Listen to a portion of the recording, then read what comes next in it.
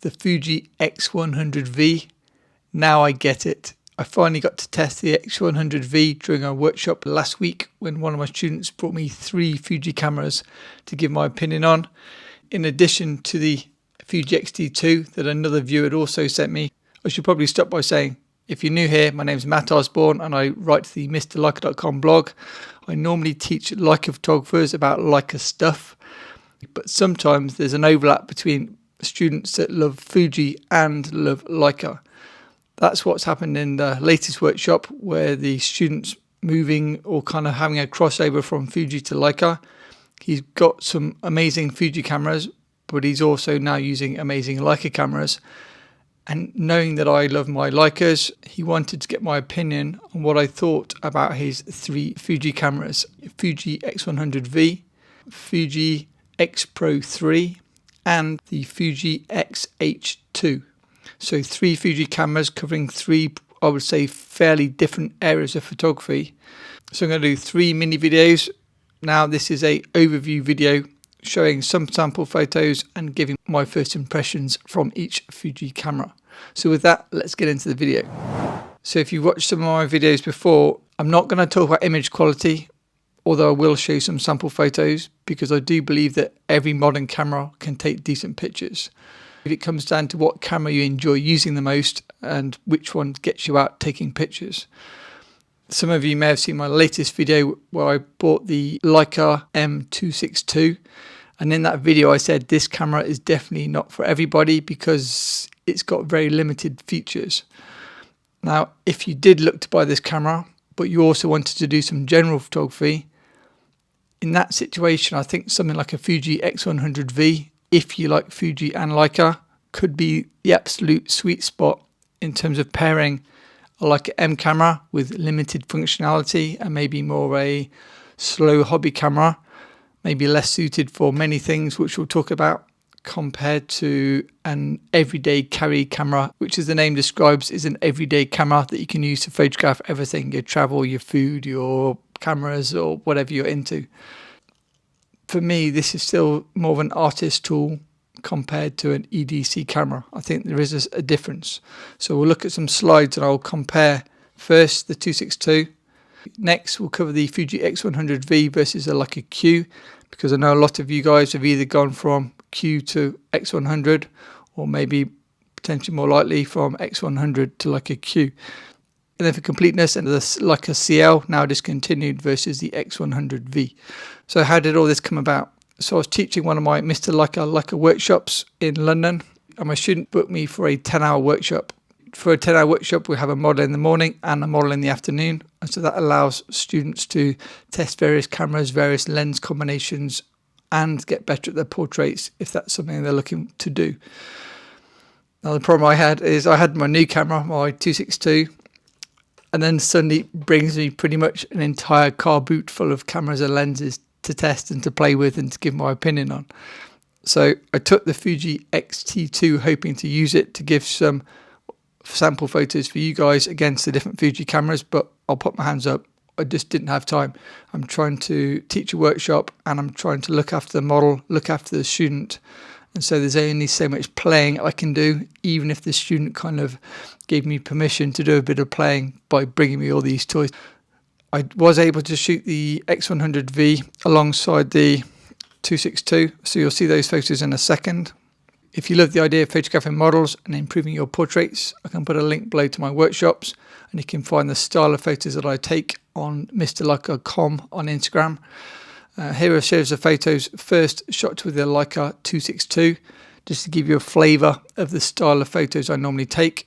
Take note of the black and white, I guess, is a common feature, female models, and then I try to give maybe a more artistic representation of what I'm trying to photograph.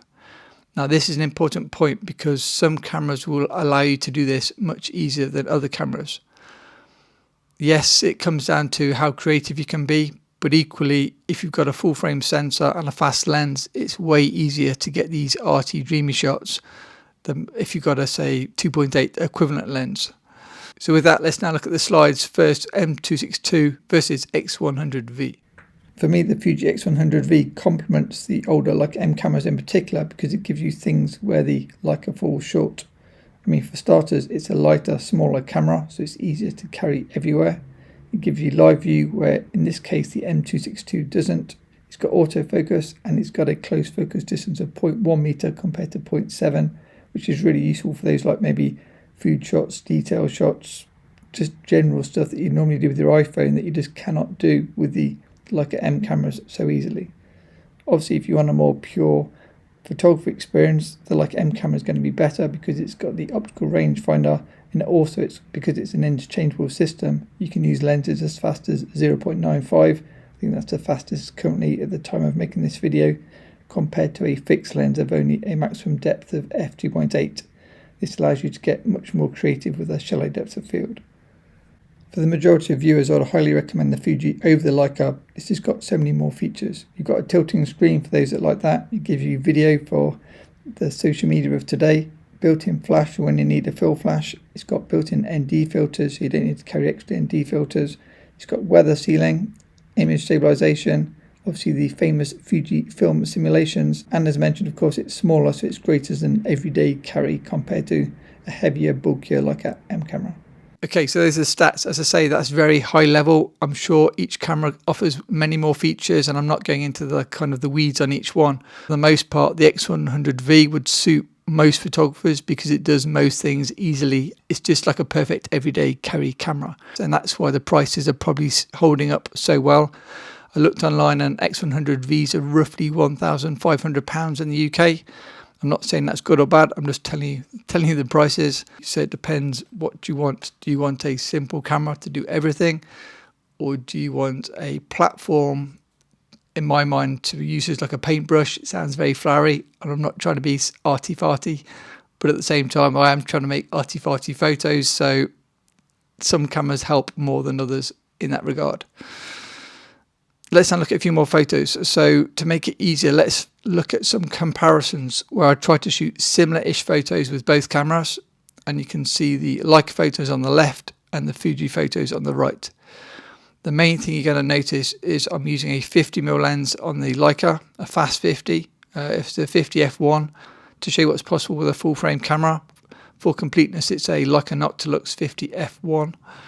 And then the Fuji X100V is obviously a fixed lens, so I shot all photos wide open at f2. That gives me a 2.8 equivalent depth of field, and so the Fuji photos look slightly more distorted because I'm shooting with a 35mm lens, and the background's more in focus. Obviously not a fair test, but I'm showing you how I would use each cameras. I would always use each camera at their maximum aperture. Let me know in the comments which ones you prefer. Do you prefer the Fuji photos or do you prefer the Leica photos? I applied my new Leica 262 black and white presets to the 262 photos, as you would expect. And then I applied my new Fuji presets, which are coming very soon, to the X100V files. The Fuji pack's going to be 2 color presets and 3 black and white presets. Some lenses on the Fuji cameras are sharper than others and more contrasty than others, so I tried to make a range of 3 black and white presets to shoot more situations. I found I had to use a softer preset on the X100V than when I took photos with the X-T2, for example. If you like the look at these photos and you're waiting to get the information on the new Fuji preset release, click the link below to get my newsletter. It's free, and then you'll be updated as soon as the presets are released. So that is a Leica M camera compared to a Fuji X100V. Now, a more popular combination would be comparing the Fuji X100V to a Leica Q, or maybe Q2, Q3. Let's compare it to the Leica Q first, and then many things will be similar for the Q2 and the Q3. Benefits of the Leica Q, it's obviously full frame, and it's got that amazing 28 1.7 maximum aperture lens, and it's got a high usable ISO of 6400. It is a heavier, bigger camera, so if you do want a everyday carry camera, this is where I think the Fuji X100V shines. You've still got a maximum aperture of f2, but this time it's 35mm. So if you love 35mm compared to 28mm, that'd be another reason to get the Fuji. As mentioned, it is smaller and lighter, but you've got other benefits such as built-in flash, tilting screen, video, and all the other benefits mentioned when comparing it against the M camera. It will really come down to, I think, probably size and whether you need to use this at a high ISO, and I guess maybe depth of field is the 3 main things. Okay, so that's probably the most likely combination of which one you're going to get, a Q series or a Fuji. Again, let me know in the comments, did you buy a Q or did you buy a Fuji? Or maybe you've got both because you like the Fuji camera for a smaller setup for those travel days, and you like the Q for those maybe low light situations when you want a more shallow depth of field. Finally, how does the Leica CL work as an everyday carry camera compared to the X100V? Now these two are more similar because they're both APS-C. They're both roughly 24 megapixels. They've both got roughly the same high ISO, but this time the Leica is lighter until you add a lens, and then it's going to probably be slightly heavier or much heavier depending on if you put a fat lens on it. The big benefit of the CL is it's got an interchangeable lens mount, being L mount, and so that was probably the deal breaker between getting the CL over the Fuji X100V. The Fuji X100V's got more features. It's got the tilt screen, the built-in flash, the image stabilization, all the things we've already mentioned. I'm more of a Leica CL guy myself, but let me know in the comments what you like. Again, I think the X100V probably wins as the everyday carry camera because it is just so small and nicely made and fixed lens. Whereas if you want more of a platform system camera, the Leica CL is obviously much better because you've got interchangeable lenses and then you can get way more creative.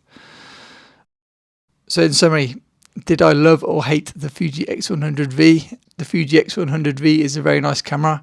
The model liked it as well. We gave it to the model both to look at and also to pose with, as you can see in these photos. She liked it, and I think she said she had a similar camera for her own Instagram photos and her own blogging.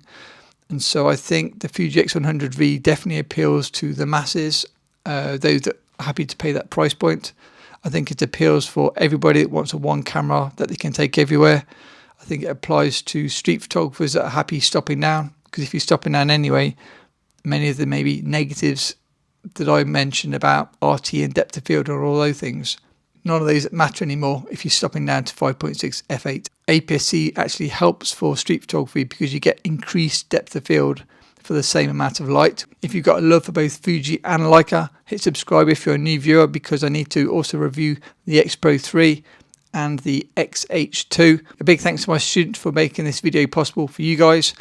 And as always, a huge thanks to my awesome patrons. If you missed it, check out my Fuji X-T2 video next.